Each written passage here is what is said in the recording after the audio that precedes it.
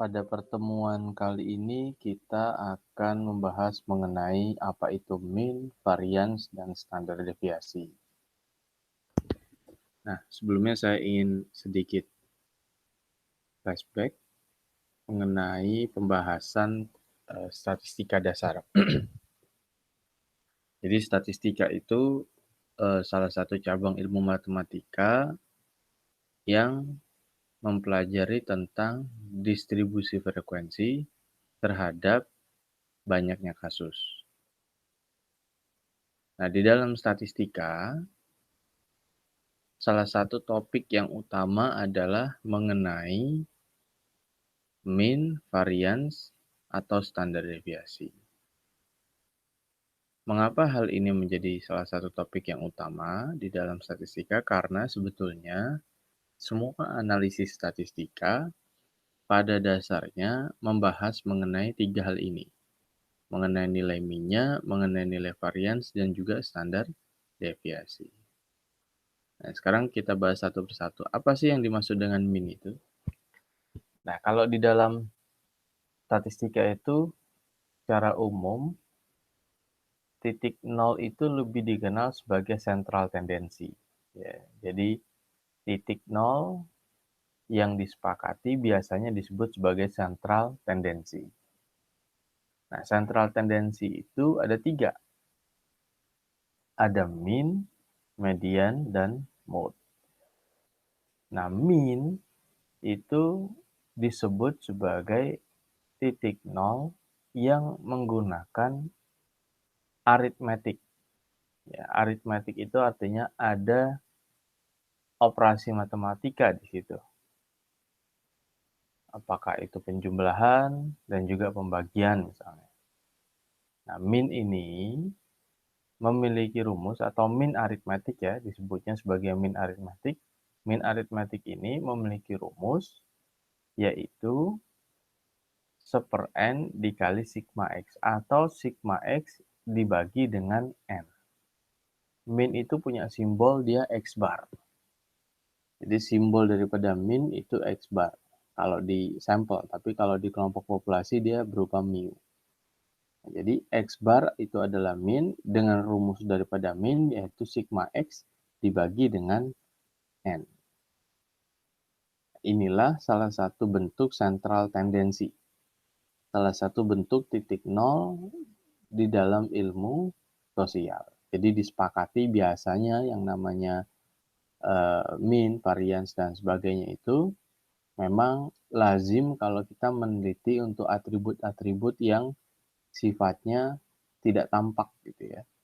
Jadi seperti inteligensi itu bisa dihitung minyak, motivasi bisa dihitung minyak, kemudian tinggi badan itu sebetulnya bisa saja dihitung minyak ya, tetapi memang tinggi badan itu ada nilai nol mutlaknya gitu ya. Artinya kalau kita mengukur tinggi badan, kita bisa memulainya dari titik nol yang paling bawah, yaitu dari lantai atau dari kaki gitu ya. Tapi kalau atribut-atribut psikologi itu agak berbeda, seperti tadi yang saya sebutkan, inteligensi, motivasi, sikap, ya, kecemasan. Nah, variabel-variabel tersebut pada umumnya tidak memiliki nol mutlak. Justru yang dimiliki hanyalah nol absolut, nol yang disepakati.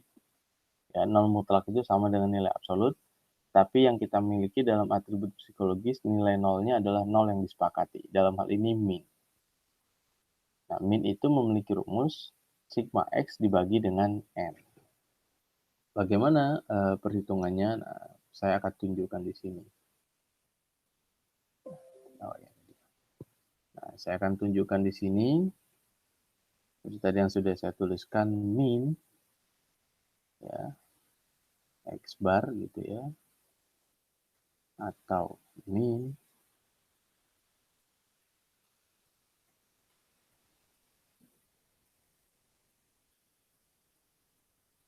memiliki rumus yaitu sigma x dibagi dengan, ini rumus daripada mean ya, ini rumus daripada mean aritmetik. Nah, bagaimana implementasi atau cara perhitungannya, semisal kita punya ada 5 distribusi di sini yang kita punya. Katakanlah distribusi suatu panjang atau bukan panjang ya, atribut psikologis saja yang kita ambil contoh dari skala 0 sampai dengan 50 berdasarkan hasil tes misalnya. 0 itu skor terendah, 50 itu skor tertinggi. Misalkan orang ke-1, orang kedua, orang ketiga, orang keempat, orang kelima di sini. Orang ke-1 skornya adalah apa tulisan jelek ya. Ini nilai X-nya gitu ya, nilai skor tesnya orang ke-1 skornya 30. Orang kedua skornya 25. Orang ketiga nilai skornya 36. 36. Orang keempat nilai skornya misalnya 39. Orang kelima nilai skornya 22. Nah, dengan rumus yang ini tadi, kita jumlahkan. Berapa sigma X-nya? Sigma X-nya yaitu ini, 5 ditambah 6, 11, tambah 9, 20, tambah 2, 22. Di sini. Tambah 3, 2 tambah 3, 5, tambah 2, 7, tambah 3, 10, tambah 3, 13, tambah 2, 15. Menjadi 152.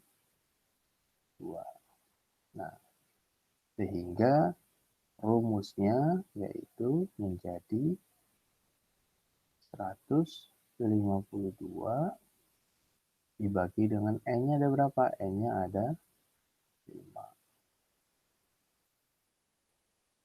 Nah, kira-kira begini. Inilah rumus daripada mencari nilai rata-rata gitu ya. Ini yang kita gunakan kalau menghitung titik nolnya berdasarkan min aritmetik. Sekarang berapa 152 dibagi 5? Itu 30,4.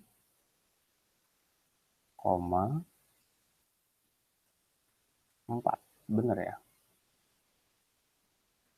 Coba kita hitung dengan kalkulator. 52 dibagi dengan 5. 30,4. Inilah nilai rata-rata untuk distribusi dari kelima orang ini. Gitu ya. Jadi nilai rata-ratanya sebesar 30,4. Inilah disebut sebagai nilai min aritmetiknya. Nah, kita sudah dapatkan yang dimaksud dengan yang namanya min atau nilai rata-rata. Min ini kalau bahasa Indonesia itu disebutnya sebagai rata. Tapi ada juga nanti yang menggunakan indeks sentral tendensinya itu bukan min. Seperti median atau mode ya. Kalau median itu berarti menggunakan nilai tengah. Kira-kira gitu ya. Menggunakan nilai tengah. Nah, ini kalau kita mau menghitung mediannya gitu ya, maka kita perlu membuat suatu tabulasi tetapi yang diurutkan. Ya, artinya diurutkan dari yang terkecil hingga ke yang tertinggi gitu. Jadi misalkan kalau ini saya buat tabulasi yang sama gitu ya. Tetapi dengan urutan yang berbeda menjadi N ke-1, ini N kedua, N ketiga, N keempat, kemudian sini N kelima. Nah, di sini nilai terkecilnya dimulai dari 22, kemudian 25, kemudian 30, kemudian 36, ya. Kemudian 39. Nah, nilai mediannya berapa ya? Median itu nilai tengah, yaitu yang ini. Inilah nilai mediannya. Ya, yaitu 30. Gitu. Nah, memang kalau N casesnya atau N orangnya ini ganjil, ya kita bisa langsung ngambil tengahnya gitu ya. Tapi kalau misalnya ternyata N-nya di sini genap, maka tengahnya harus kita jumlahkan kemudian baru kita bagi 2. Jadi misalnya kalau ini, anggaplah di sini ada lagi ya, anggaplah di sini ada lagi orang ke 6 gitu misalnya, orang ke 6 dengan skornya misalnya 30, berarti di sini 41 misalnya gitu. Aduh, ini saya hapus dulu deh.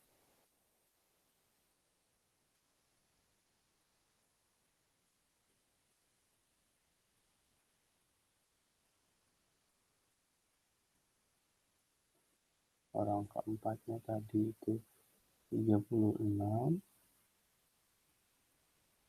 kemudian sini 39, kemudian di sini 41.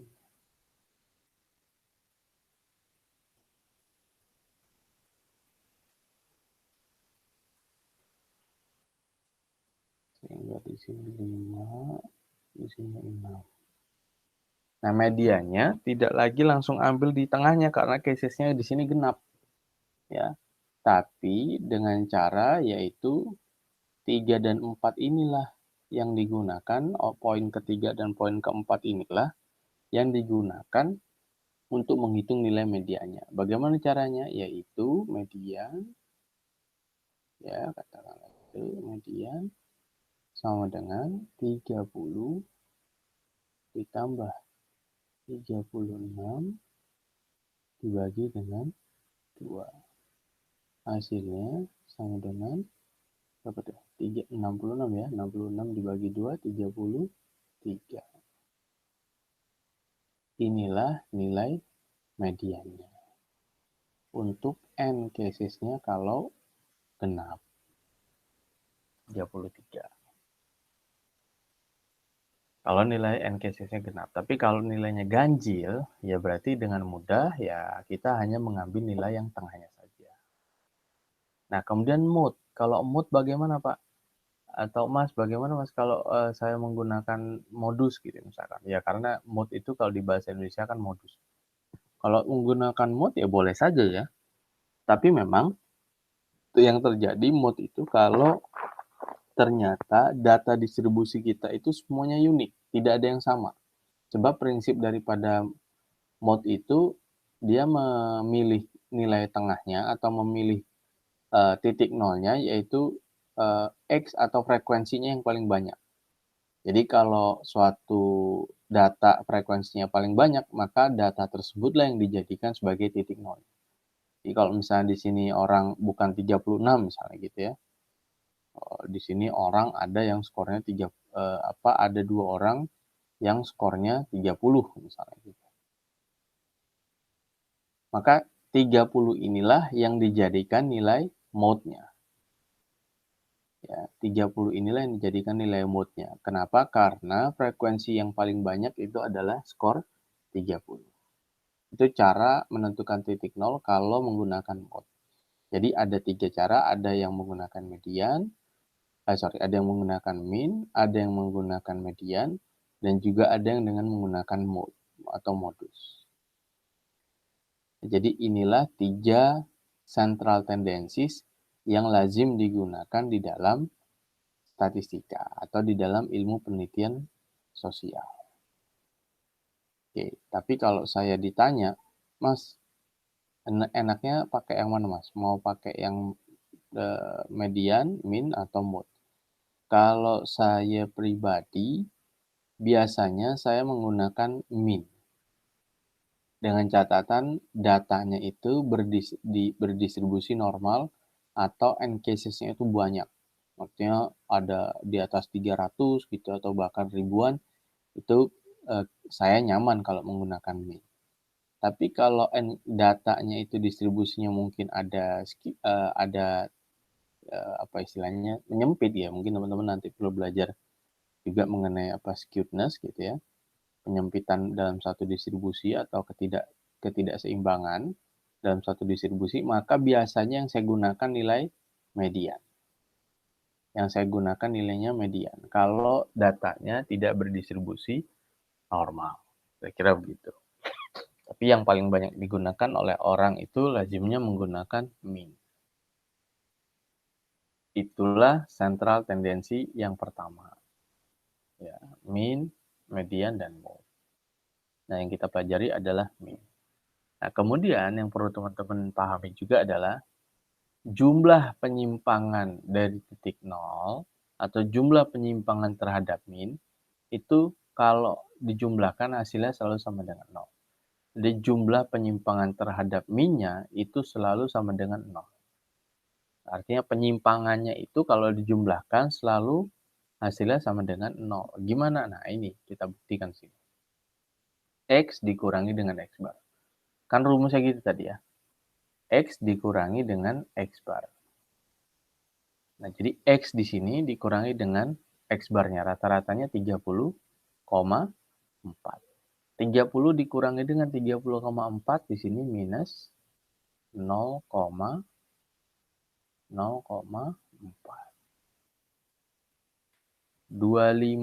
dikurangi dengan 30,4 menjadi 5 minus 5,4. Nanti kita cek dengan kalkulator ya, hitungan kita benar apa enggak. 36 dikurangi dengan 30,4 yaitu menjadi 5, berapa tuh? 6 ya. Nah, di sini 5,6. 39 dikurangi dengan 30,4 menjadi 8, susah juga nih, harus 8.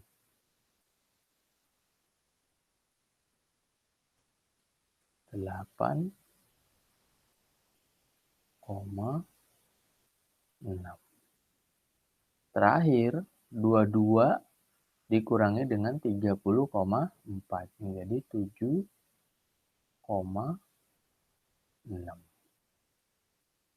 Nah, sekarang kita coba cek. Siapa tahu kita ada salah hitung kan? 30 dikurangi dengan 30,4. Hasilnya minus 0,4.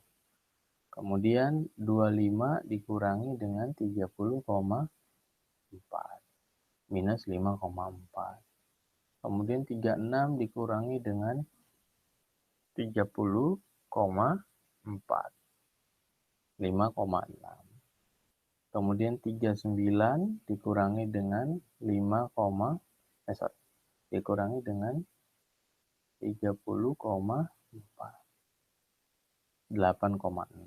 Kemudian terakhir 22 dikurangi dengan 30,4. Hasilnya minus 8, minus 22 dikurangi 30,4 hasilnya minus 8,4. Nah, kan salah hitung.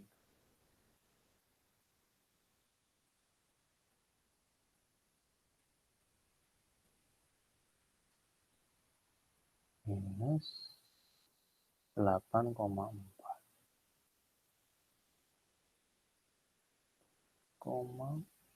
Maaf ya kalau tulisannya jelek banget ini. Nah,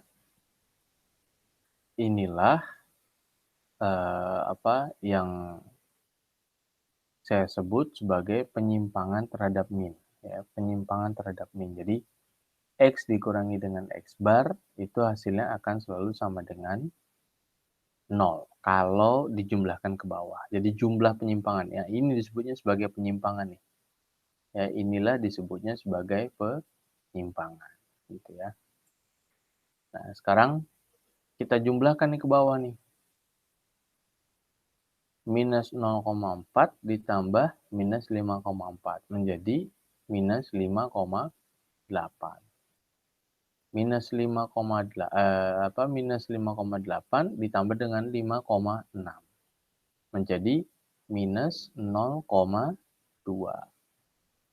0,2 minus 0,2 ditambah dengan 8,6 menjadi 8,4. Ya kan?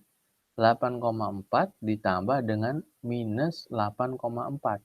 Hasilnya maka menjadi sama dengan 0. Sigmanya di sini.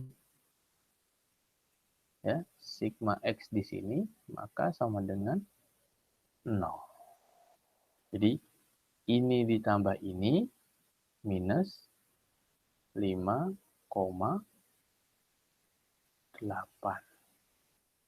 Kemudian ini ditambah ini ya 5,8 minus 5,8 ditambah 5,6 jadi minus 0,2. Nah, minus 0,2 ditambah 8,6 menjadi 8,4. 8,4 ditambah dengan minus 8,4 maka hasilnya sama dengan 0. Kira-kira seperti itu.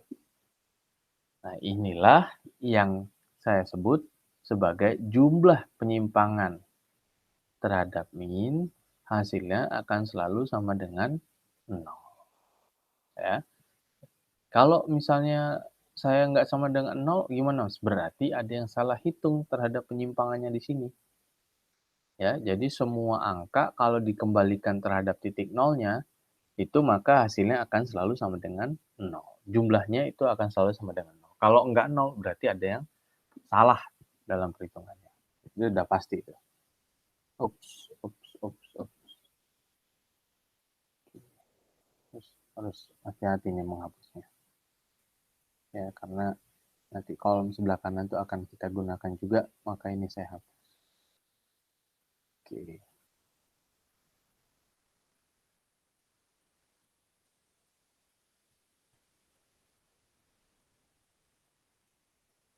Ya. Nah, sekarang berikutnya. Kalau kita sudah selesai dengan min dan jumlah penyimpangan terhadap min, maka kita masuk ke yang berikutnya yaitu variabilitas.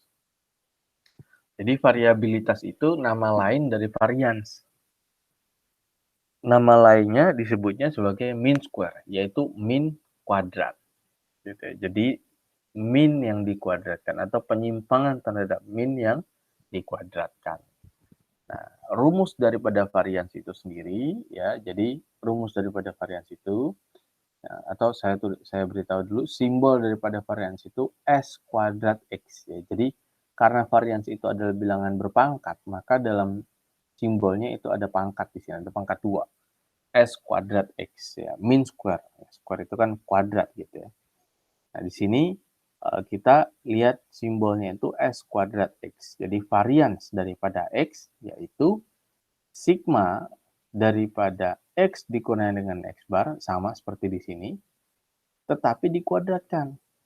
Sorry, bukan sigmanya. X dikurangi dengan X bar, kemudian dikuadratkan, baru dijumlahkan, kemudian dibagi dengan N. Jadi ini dikurangi terlebih dahulu, ya, ini dikurangi terlebih dahulu. X dikurangi dengan X bar, kemudian dikuadratkan, baru dijumlahkan. Kemudian dibagi dengan N. Yang di dalam kurung dikerjakan terlebih dahulu, kemudian dikuadratkan, ya, bilangan berpangkat, perkalian bilangan berpangkat, kemudian dijumlahkan, setelah dijumlahkan baru dibagi dengan N. Inilah rumus dari varian. Sekarang bagaimana perhitungannya? Nah, kira-kira begini. Ini saya teruskan di sini. Gitu ya.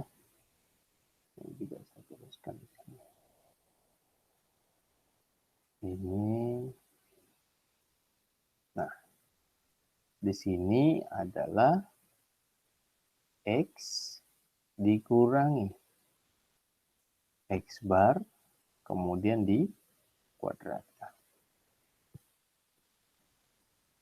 Nah, di sini nilai yang ada di kolom ini kuadratkan.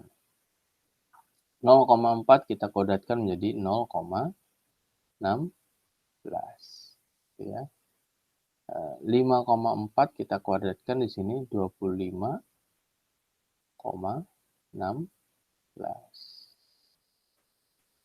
Kemudian sebentar. 5,4 kalau dikuadratkan 29,14, 29,14.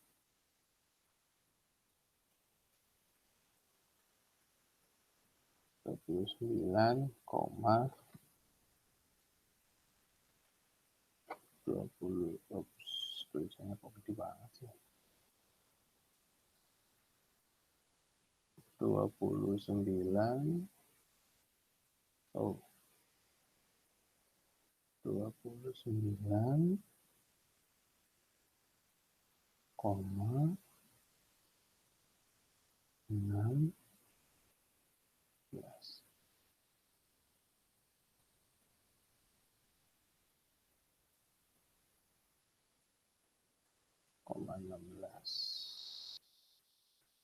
5,6 kalau dikuadratkan menjadi hasilnya yaitu 31,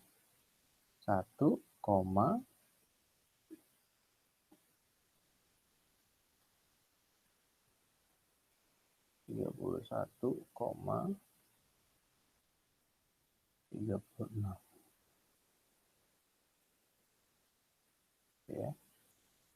Kemudian 8,6 dikuadratkan, coba 8,6 dikuadratkan 73,96.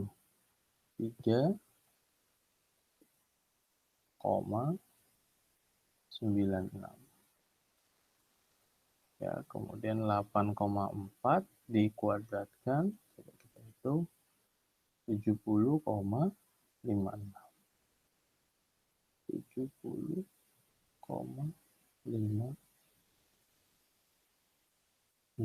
Gitu ya. Nah, inilah hasil bilangan kuadrat dari kolom yang ada di sebelah sini.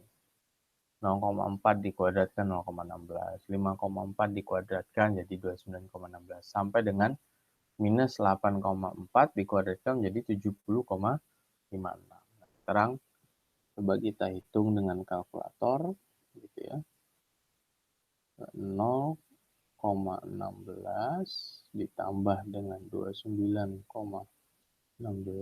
ditambah dengan 31,36 tambah dengan 73,96 tambah dengan 70,5.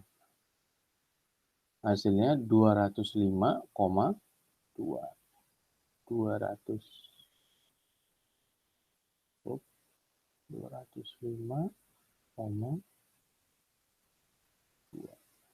Nah, inilah hasil penjumlahan dari penyimpangan terhadap min yang dikuadratkan. Nah, kemudian rumusnya kita gunakan sekarang. Rumus daripada variansi itu S kuadrat X sama dengan, yaitu sigma, buka kurung, X dikurangi dengan X bar, dikuadratkan, dibagi dengan N. Gitu ya. Nah, kemudian sehingga menjadi S kuadrat X sama dengan, di sini 205,2 dibagi dengan 5. Berapa tuh hasilnya? 41,4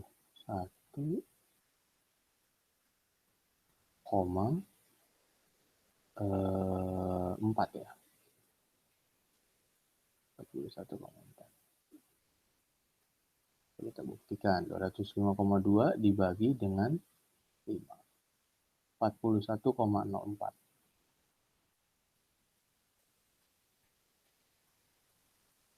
41,04. Nah, inilah nilai varians daripada distribusi yang ada di sebelah kiri sini.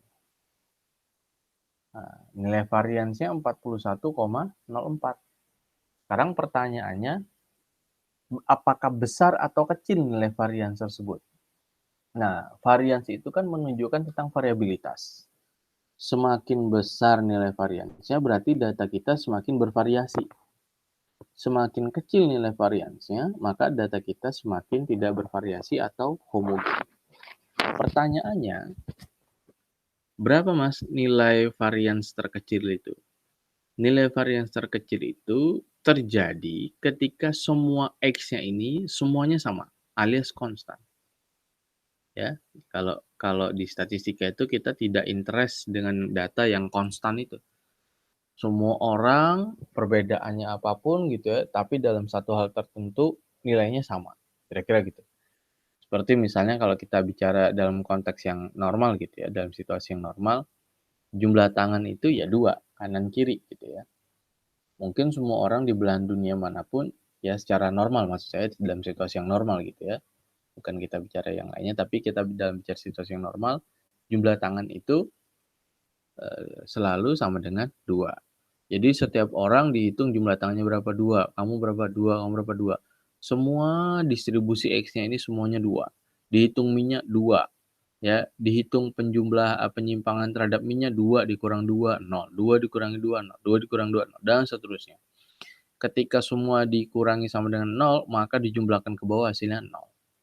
Nah, artinya nilai varians itu yang terkecil sebetulnya 0. Jadi ketika semua distribusi nilainya konstan atau sama. Nah, kenapa hasilnya nanti selalu sama dengan 0, dia nggak akan pernah negatif, karena varians itu merupakan bilangan berpangkat. Jangan lupakan di sini ada nilai pangkatnya. Ya, jadi di sini ada pangkatnya. Bilangan berpangkat kalau dia negatif sekalipun ketika dia dikuadratkan pasti akan menjadi positif, gitu ya. Nah, inilah yang menyebabkan mengapa nilai daripada varians itu selalu positif. Karena dia bilangan berpangkat. Itu varians. Jadi varians itu menunjukkan tentang seberapa besar suatu data itu bervariasi. Semakin besar nilai variansnya, ya semakin kita tahu bahwa data distribusi tersebut bervariasi. Tapi kalau minimalnya tadi sudah 0, berapa maksimum nilai varians itu? Ya nggak ada batasannya. Nilai varians itu bisa berapapun juga gitu ya. Bisa ratusan, mungkin juga bahkan bisa ribuan. Nah, sekarang yang terakhir. Nah, yang ketiga disebutnya sebagai standar deviasi. Standar deviasi ini seringkali disebut juga sebagai standardized unit of measurement, satuan pengukuran. Nah, kalau seperti ilmu fisika gitu ya, atau di ilmu pengukuran gitu ya, kalau kita itu dapati suatu alat ukur biasanya sudah ada dengan yang namanya satuan pengukurannya. Seperti kalau kita mau mengukur panjang meja, itu satuan ukurannya sentimeter gitu ya. Atau juga mungkin satuan ukurannya juga bisa meter. Kalau kita bicara lokasi, jaraknya biasanya menggunakan meter atau dengan menggunakan kilometer. Tinggi badan biasanya menggunakan sentimeter ya kalau di Indonesia atau di negara-negara Asia, tapi mungkin di negara-negara barat gitu ya, itu ada yang menggunakan feet gitu ya. Nah, jadi satuan pengukuran yang di ilmu sains, di ilmu-ilmu fisika gitu, itu biasanya sudah terdefinisikan dengan jelas. Nah, tapi kalau di ilmu psikologi, yang namanya satuan pengukuran itu tidak terdefinisikan secara eksplisit. Sehingga satuan pengukuran baku yang digunakan juga harus disepakati apa? Kalau tadi titik nolnya disepakati, maka satuan pengukuran baku juga harus disepakati. Dalam hal ini, satuan pengukuran baku di bidang ilmu psikologi disebutnya sebagai standar deviasi. Nah, standar deviasi itu punya rumus, yaitu simbolnya Sx ya. Kalau tadi variansi itu ada S kuadrat X. Kalau standar deviasi dia nggak ada kuadratnya, hanya Sx saja. Sx, X-nya sama-sama kecil gitu, S-nya besar, sama dengan akar daripada apa ini? Ini simbol apa nih? Varians. Jadi, inilah akar daripada varians. Nah, jadi standar deviasi itu sangat mudah. Akar daripada varians diambil asalnya, diambil root-nya, akarnya. Itulah disebut sebagai standar deviasi. Nah, sekarang kalau kita punya data di sini tadi nih, maka nilai standar deviasinya adalah Sx sama dengan yaitu akar daripada 41,04. Berapa tuh? 6, sekian ya kayaknya ya. 41,4 diakarkan 6,40. 6,40. Inilah nilai standar deviasinya. Ya, jadi standar deviasi itu sebetulnya merupakan satuan pengukuran baku. Ya, satuan pengukuran baku di bidang ilmu sosial. Dan ini lazim digunakan di bidang ilmu psikologi. Jadi, ini yang teman-teman perlu ketahui bahwa di psikologi itu titik nolnya itu disepakati. Mean itu merupakan titik nol. Median juga merupakan titik nol. Mode juga titik nol. Tapi disepakati kita mau menggunakan yang mana? Mau menggunakan mean kah? Mau menggunakan median? Atau mau menggunakan mode? Silakan. Kemudian yang kedua, kita bicara tentang varians. Kita ingin tahu seberapa besar suatu data itu berdistribusi. Kalau di statistika, kita itu interest mengapa sesuatu itu bervariasi. Kita ingin tahu bagaimana sesuatu itu bisa bervariasi. Mengapa sesuatu itu bervariasi? Misalnya di perguruan tinggi itu IPK. Kok siswa ada yang dapat IPK-nya 2,8, ada yang dapat 2,5, ada yang dapat 3,9 gitu ya, atau bahkan ada yang nasakom, nasib 1, misalnya gitu IPK-nya 1, sekian ya. Itu mengapa berbeda-beda ada siswa yang seperti ini. Nah, kita tertarik tuh untuk menelitinya. Nah, disitulah statistika hadir untuk menjawab mengapa sesuatu itu bervariasi. Kalau sesuatu itu konstan, ya kita nggak tertarik untuk membahasnya. Kita nggak tertarik untuk menelitinya. Ya kalau konstan, ya udah biarin aja. Buat apa diteliti gitu ya.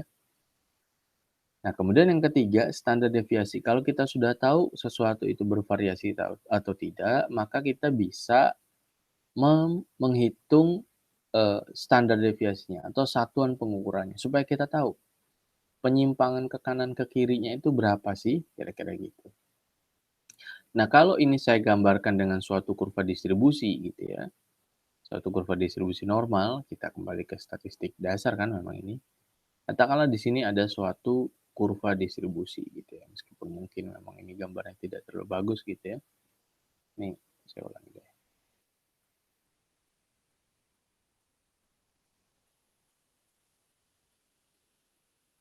Nah, kira-kira gini.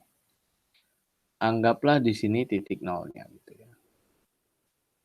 Nah, sini titik nolnya nih. Ini titik nolnya. Sini titik nolnya. Ini titik nol. Nah, titik nol ini juga seringkali disebut sebagai seperti tadi ya, X bar. Rata-rata. Berapa nilai X barnya titik nolnya itu tadi? Yaitu 30,4. Di sini punya nilai 30,4.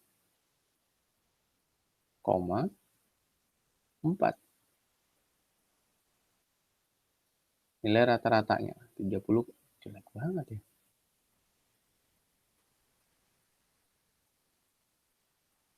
30,4.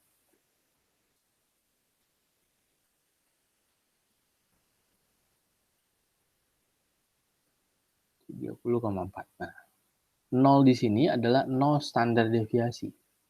Jadi 0 itu artinya 0 standar deviasi. Tapi 0 standar deviasi, titik 0 standar deviasi, itu merupakan nilai daripada mean. Inilah disebut sebagai titik nolnya. Nah, penyimpangan ke kanan ke kirinya itu plus minus 1. Jadi berlaku itu yang namanya dalam distribusi X bar atau rata-rata plus minus 1 SD. Jadi ke kanan ke kiri ditambah atau dikurangi 1 standar deviasi. Ke kanan sini misalnya gitu ya. Ke kanan sini ini adalah, ke kanan di bawah sini ini katakanlah setara dengan 1 SD gitu ya, 1 standar deviasi. Yaitu 30,4 ditambah dengan standar deviasinya berapa? Mi-nya 30,4, standar deviasinya 6,4. Berarti di sini adalah 36,8. Nah, susah nih buat 8. 36,8. Didapatkan dari 30,4 ditambah 6,4. Sekarang ke kirinya. Kiri sini gitu ya. Yaitu di sini kalau ke kanan itu positif, 1 standar deviasi gitu ya. Maka kalau ke kiri itu menjadi minus 1 standar deviasi. Minus 1 standar deviasi. Nah, jadi 0, 1, minus 1, nanti ke kirinya sini minus 2, ke kiri lagi minus 3, kalau sini 1 standar deviasi, 2 standar deviasi, 3 standar deviasi. Nah, tadi rata-ratanya 30,4 dengan standar deviasinya 6,4 gitu kan. Nah, maka itu kalau untuk arah ke kiri ya, dia minus 1 standar deviasi, yaitu caranya 30,4 dikurangi dengan 6,4, yaitu sama dengan 24. Benar kan? 30,4 dikurangi dengan 6,4 ya, menjadi 24. Nah, minus 1 standar deviasi itu setara dengan nilai 24. 1 standar deviasi itu setara dengan 36,8. Nah, sekarang ke kiri sini misalnya. Kita hitung sampai dengan minus 2 ya. Di sini adalah nilai atau harga untuk minus 2 SD. Minus 2 standar deviasi. Yaitu 24 dikurangi dengan 6,4. Ya kan? Menjadi berapa tuh? 18 ya. 17,6 ya. 17,6. Ya kan? 24 dikurangi 6,4, 17,6.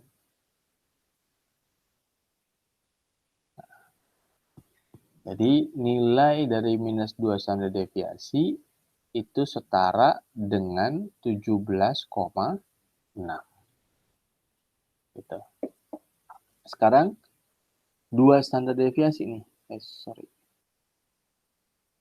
2 standar deviasi di sini 2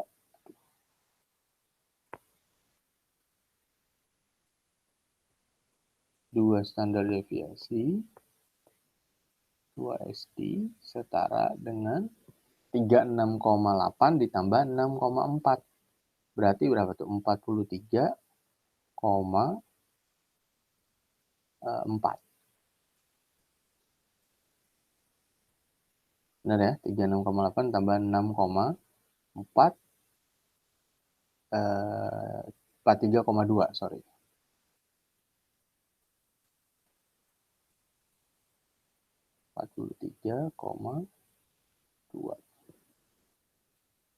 Nah, inilah nilai distribusi untuk min 30,4 dengan standar deviasinya 6,4. Jadi X barnya di sini sama dengan 30,4 gitu ya. Kemudian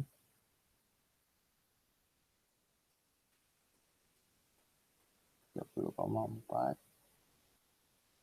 Sedangkan standar deviasinya sama dengan 6,4.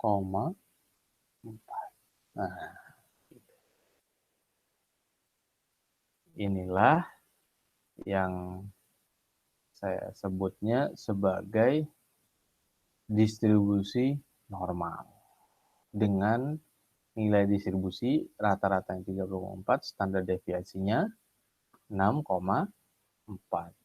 Ya, itulah bagaimana cara kita menyusun suatu kurva normal berdasarkan dengan nilai X bar atau nilai rata-rata dan standar deviasi yang diketahui. Nah, ini bisa nih dilanjutkan kembali. Minus 3 standar deviasi, plus 3 standar deviasi. Jadi kira-kira begitu.